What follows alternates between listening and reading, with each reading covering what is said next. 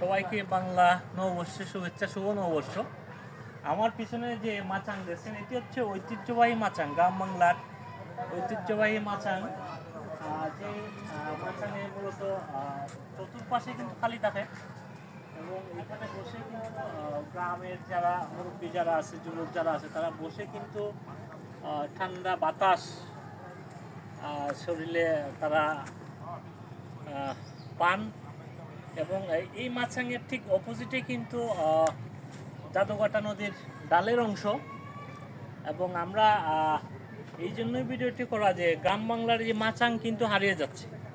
আপনি যদি পাহাড়ি এলাকায় যান তাহলে কিন্তু এই মাছাং দেখতে পাবেন।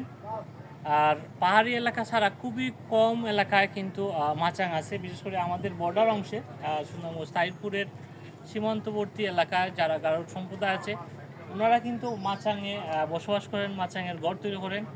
এবং আমরা আজকে আনোয়ারপুর দক্ষিণপুর এদিকে আসার পর কিন্তু এই মাচাংটি দেখলাম, অসাধারণ।